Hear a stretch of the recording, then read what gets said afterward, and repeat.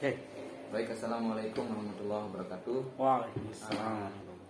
Berikut saya mewawancarai dari salah satu rekan sejawat saya yang mengajar di Teknik Elektronika SMKN 2 Kuripan atas nama Bapak Muhammad Iskandar SPD MPD. Langsung saja, pertanyaan pertama adalah menurut Bapak bagaimana sih motivasi belajar siswa pasca COVID-19? Oke. Waktu dan tempat kami persilakan. Oke, terima kasih. Sebelumnya Pak Ma'ruf. Assalamualaikum warahmatullahi wabarakatuh. Untuk motivasi pasca COVID terkait dengan bagaimana siswa nantinya belajar setelah sebelumnya kita pembelajarannya daring gitu ya Pak Ma'ruf ya. Terus kemudian kita pembelajarannya luring. Jadi hal yang saya terapkan pribadi ke siswa adalah bagaimana siswa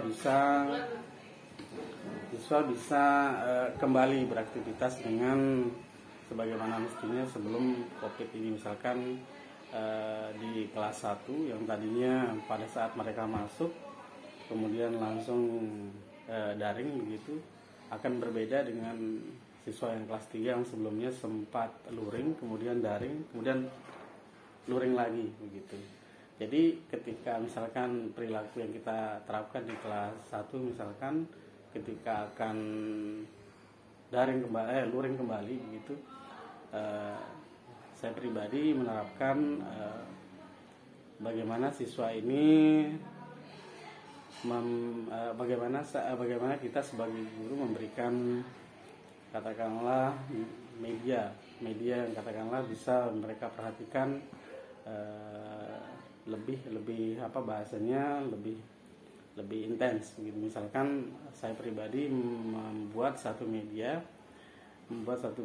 pembelajaran yang tadinya memang ketika daring saya gunakan, kemudian ketika luring saya tingkatkan lagi media ini sehingga siswa bisa lebih tertarik. Misalkan di situ mata pelajaran robotik bersama Pak Ma'ruf ya. Nah, di situ saya buatkan satu media, ada interaksi antara siswa dengan media tersebut sehingga siswa akan merasa seperti bermain ketika belajar begitu Pak Ma'ruf. Itu untuk pertanyaan pertama Pak Ma'ruf. Terus kalau untuk kehadiran Pak Iskandar yang sekarang ini, bagaimana kehadiran siswa yang ketika belajar, apakah menurun atau naik sekarang? Oke. Untuk kehadiran setelah pasca ini ya Pak Ma'ruf ya, pasca COVID ini setelah daring, memang di awal-awal memang butuh penyesuaian ya. Jadi siswa-siswa ini di awal banyak yang memang kurang aktif belajarnya gitu.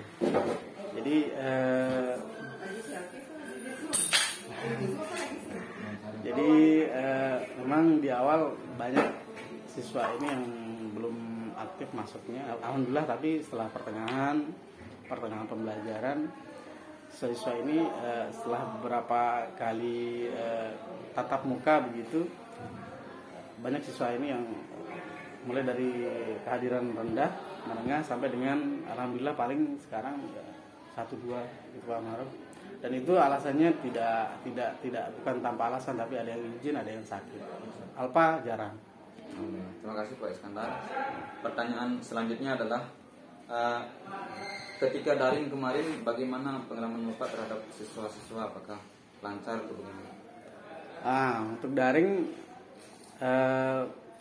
beda cerita Pak Ma'ruf ya. Jadi saya pribadi di situ melihat banyak siswa-siswa yang memang terkendala dengan pembelajaran dengan menggunakan sistem daring ini, karena background siswa sendiri kan bermacam-macam Pak Ma'ruf. Ada yang memang ekonominya dari menengah ke bawah gitu, ada yang menengah ke atas. Jadi mayoritas dari siswa saya pada saat daring kemarin itu menengah ke bawah. Jadi saya melihat siswa yang menengah ke bawah ini kuota memang disediakan oleh pemerintah begitu. Jadi alhamdulillah 50% hadir ketika daring. Tapi pasti ada yang tidak hadir begitu. Tapi memang bukan jadi hambatan siswa yang lain tidak hadir, pembelajaran tetap berlanjut gitu Pak Maruf. Terima kasih Pak Iskandar. Selanjutnya adalah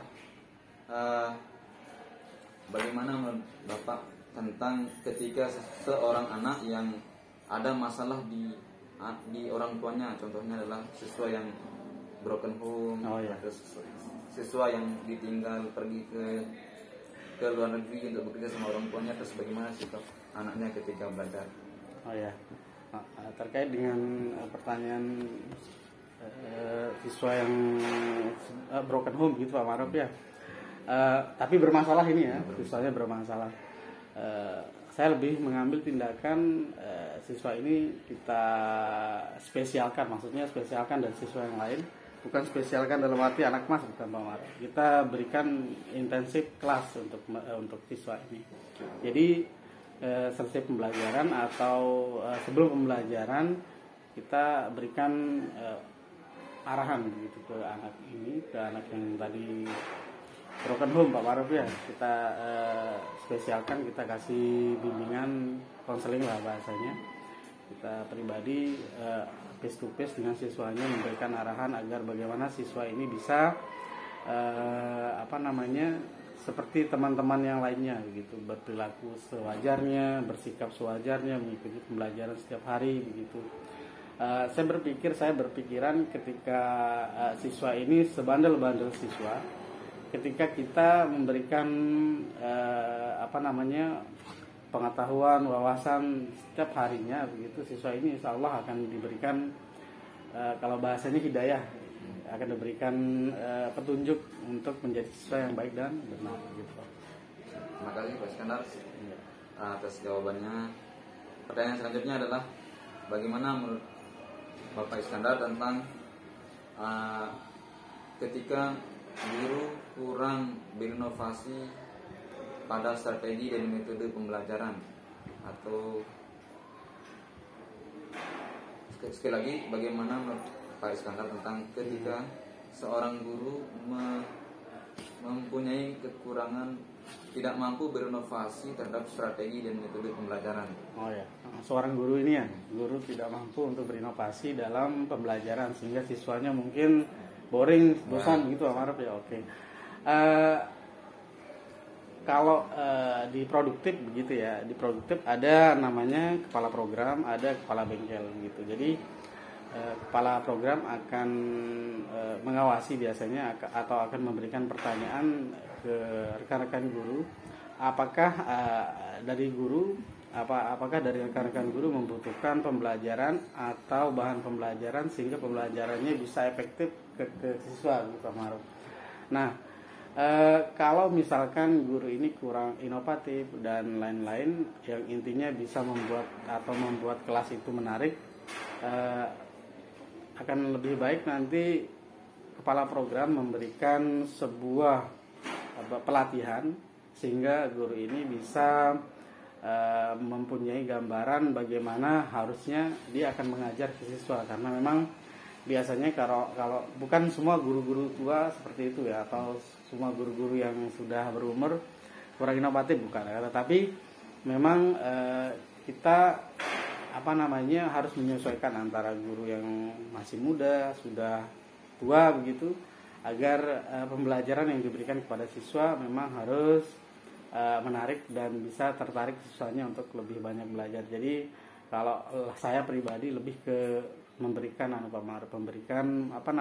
pelatihan atau pembuatan sebuah media atau bahan ajar sehingga guru ini bisa mempunyai inovasi yang lebih baik sebelumnya, sehingga siswa nanti bisa belajar dengan ketertarikan yang lebih kepada satu mata pelajaran yang diajarkan oleh guru yang kurang inovatif tadi begitu Pak Malam. Kalau Bapak Iskandar sendiri, strategi ketika di kelas bisa dijelaskan bagaimana untuk strategi ke siswa? Oh iya. Kalau saya sendiri ketika di kelas, saya lebih membawa siswa ini ke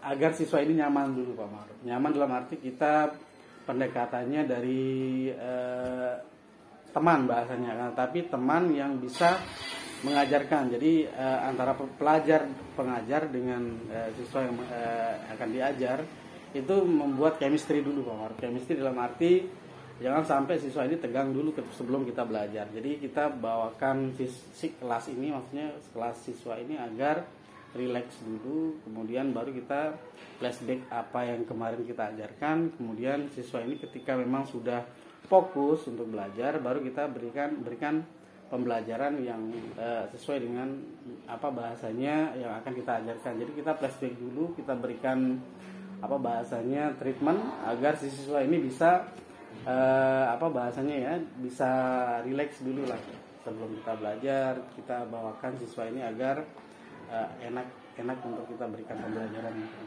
begitu. Jadi memang harus intens kita berikan pembelajaran dulu Pak Maruf agar apa namanya, bagaimana siswa yang akan kita ajarkan nanti bisa lugas, bisa tidak ada kikuk bahasnya atau tidak ambigu atau tidak apa bahasanya Pak Maruf ya, agar luas lah ketika dia ingin bertanya kepada kita, siswa ini bebas bertanya kepada kita agar tidak ada apa bahasanya, tidak ada gap antara guru dengan siswa gitu Pak Maruf. Terima kasih Pak Iskandar. Pertanyaan selanjutnya adalah ketika kurangnya kemampuan siswa SMK dalam mengerjakan soal HOTS. Terus di Pak Iskandar sendiri bagaimana menemukan ketika membuat soal ujian dan ketika membuat soal semester, apakah bagaimana kemampuan siswa ketika berhadapan dengan soal HOTS yang dibuat sama Pak Iskandar? Oke. Soal high order thinking soal ini sebelumnya kita harus memang ini terobosan terbaru dari pemerintah terkait dengan soal ini agar siswa mempunyai kebiasaan apa bahasanya mengerjakan soal yang apa bahasanya hot ini. Jadi kalau saya pribadi saya di ulangan harian terlebih dahulu, ulangan-ulangan yang katakanlah sebelum ujian tengah semester atau ujian akhir semester atau ujian sekolah pun gitu kan, kita biasanya rekan-rekan guru disuruh untuk membuat soal yang tadi hot ya, high order thinking. Jadi memang saya pribadi lebih ke melatih siswa agar paham terlebih dahulu apa itu hot begitu kan. Jadi memang ketika ulangan harian saya coba ketika selesai ujian harian, ulangan harian ini kita bahas soalnya begitu. Jadi misalkan satu soal saya atau beberapa soal, misalkan dari 5 soal saya isikan soal hot ini ada 3 misalnya Pak Maruf ya. Jadi 3 soal ini saya jelaskan ke siswa agar siswa ini mengerti. Oh ini yang namanya soal hot, ini yang soal apa namanya biasa begitu. Jadi dari situ insya Allah siswa nanti akan apa bahasanya tergiring. Oh ini soal hot, ini soal biasa, ini soal hot, oh ini soal biasa gitu Pak Maruf. Sehingga nanti ketika mereka UTS menemukan soal hot atau misalkan semua soalnya adalah soal hot, mereka akan terbiasa melihat soal-soal apa namanya yang sudah terbentuk atau tersistem dengan soal hot gitu Pak Mar, kurang lebihnya. Ya, terima kasih Pak Iskandar. Pertanyaan terakhir adalah ketika terjadi atau keterbatasan media pembelajaran yang ada, bagaimana menurut Pak Iskandar? Keterbatasan media misalkan di sekolah Pak Maruf ya, di SMK misalkan ya. Kalau misalkan kita sering mengalami rekan-rekan guru di sini terkait dengan kurangnya fasilitas sarana dan prasarana misalkan yang ada di sekolah. Jadi strategi saya pribadi adalah memang apa namanya, walaupun di kurikulum apa namanya silabus dan RPP misalnya kita sudah cantumkan di situ misalkan pembelajaran menggunakan metode ceramah atau misalkan apa bahasanya display dan lain-lain begitu Pak Maruf. Saya lebih memilih ketika misalkan LCD sedang digunakan oleh kelas sebelah, kemudian kelas saya harusnya membutuhkan LCD, saya akan lebih memberikan apa bahasanya pembelajaran yang real. Dalam arti real di sini adalah misalkan temanya di situ maintenance Pak Maruf ya, maintenance kita akan menjelaskan atau di metodenya kita menggunakan metode ceramah atau praktik begitu atau display gitu Pak Maruf. Jadi yang harusnya saya tampilkan terlebih dahulu di LCD ini yang namanya komponen diode atau ini komponen kapasitor misalkan di jurusan elektronika. Di situ saya langsung real. Misalkan saya bukakan satu unit TV atau satu unit radio atau komponen elektronik lainnya. Kemudian siswa saya suruh bertahap begitu, misalnya siswanya 30, saya buatkan misalkan 5 kelompok maju bertahap, kemudian kita cek begitu Pak Maruf. Ini diode, cara bahasanya, cara pengukuran untuk mengetahui rusak apa tidaknya seperti ini, kita buka solderannya begini dan lain-lain, jadi real begitu Pak Maruf. Jadi memang keterbatasan di sini kita sebagai guru memang harus seperti tadi Pak Maruf pertanyakan, kita harus berpikir kreatif untuk bagaimana caranya agar memang pembelajaran ini tidak terganggu walaupun memang keterbatasan di lingkungan sekolah memang bahasanya pasti ada. Jadi kita harus berpikir bagaimana caranya agar siswa tetap belajar gitu Pak Maruf ya. Jadi kurang lebihnya Pak Maruf begitu. Sekian Pak Iskandar, terima kasih atas waktu untuk wawancara ini. Mudah-mudahan ini bermanfaat amin.